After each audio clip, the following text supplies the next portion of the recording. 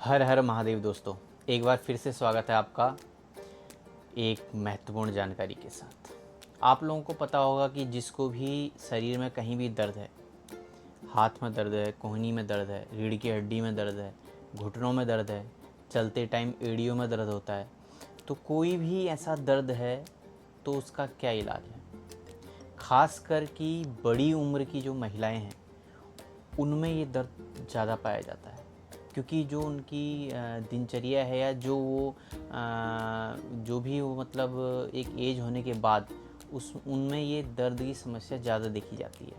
उसका मेन कारण ये है कि वो जब भी बच्चा उनका होता है, ठीक है, तो बहुत ज़्यादा उनकी शरीर की एनर्जी उसमें लगती है, उनकी हड्डियाँ बनने में, पूरा ढांचा बनने में। तो एक समय के बाद जो है ये दर्द उनके स्टार्ट होना शुरू हो जाता है। और आजकल तो छोटे छोटे बच्चों में भी ये चीज़ देखने को मिल रही है, महिलाएं क्या पुरुष क्या, सब में ये दर्द देखने को मिल रहे हैं, क्योंकि हमारा खान पान ऐसा हो गया है। तो इसका क्या समाधान है, कैसे ये ठीक हो सकता है? हमारे भारत में ये बहुत पुरानी वस्तु है, बहुत पहले से इस्तेमाल होते आ रही है, लेकिन दुर्भाग्यवश हम इसको जानते नहीं हैं, इसकी खूबियाँ पहचानते नहीं हैं।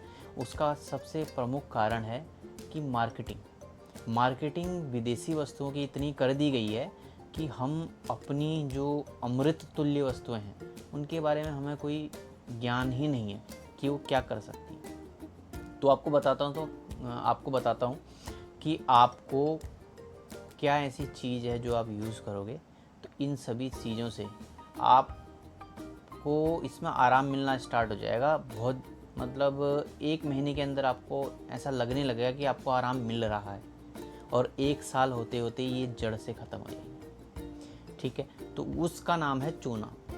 जी हाँ, आपको सुन के लग रहा होगा कि चूना, बिल्कुल। चूना आपको यूज़ करना है पत्थर वाला। अगर पत्थर वाला आपको नहीं पता है कि चूना को शुद्ध कैसे करते हैं, कैसे बनाते हैं, तो आप क्या करिए, पंसारी की दुकान में जाइए, पान वाले की, उसके पास वो चूना होता है, वो पान में उसी चूने को लगाते हैं। ठीक है, तो आपको क्या करना है, वहाँ से चूना ले आना है। बहुत ही सस्ता मिल जाएगा आपको, इतना महंगा नहीं है। और आपको वो चूना इस्तेमाल करना है 1 साल तक।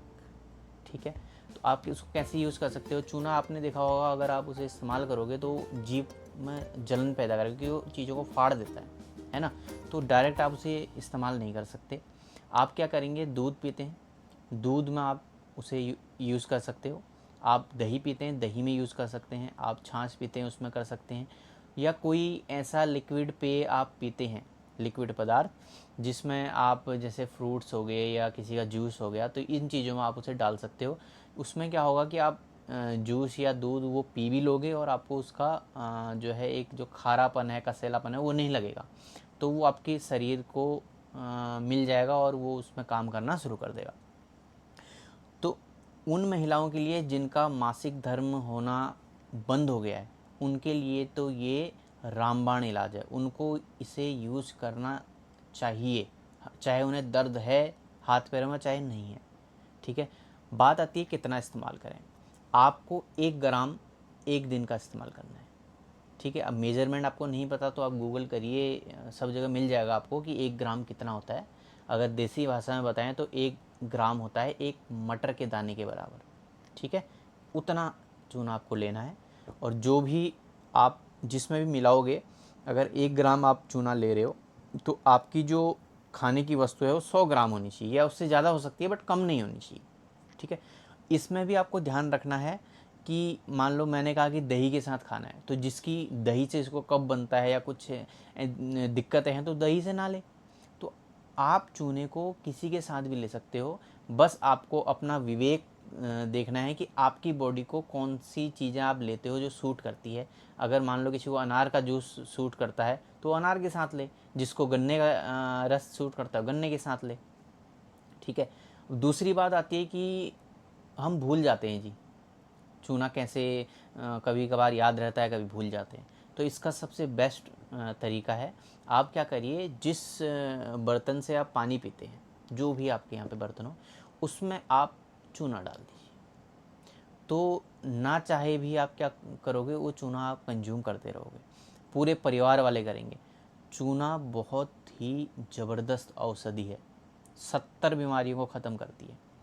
किसी की हाइट नहीं बढ़ रही, अब एक एज लिमिट के बाद की बात नहीं है। अगर मान लो कोई बच्चा है अभी ग्रोइंग पीरियड में है, तो उसको अगर आप चूना खिलाना शुरू करोगे तो उसकी अच्छी हाइट ग्रो होगी, ठीक है। या आप कोई बूढ़ा है या कोई जवान है, तो उनको जो भी समस्याएं हैं दर्द से संबंधित, वो इसमें बहुत ज़्यादा फ़ायदा उन्हें मिलेगा। दूसरी बात, चूना कब नहीं खाना है आपको?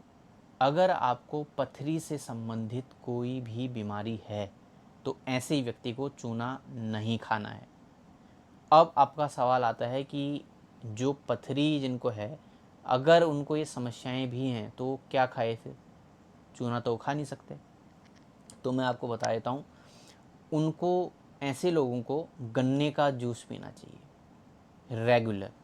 गन्ने के जूस में बहुत ज़्यादा मात्रा में कैल्शियम होता है, बहुत ज़्यादा मात्रा में।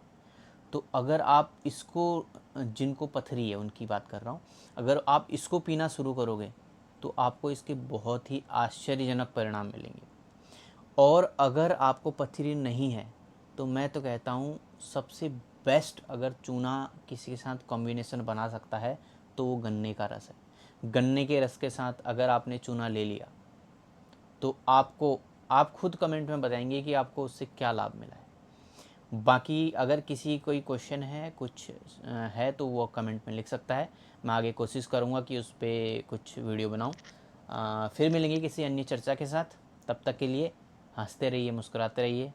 हर हर महादेव।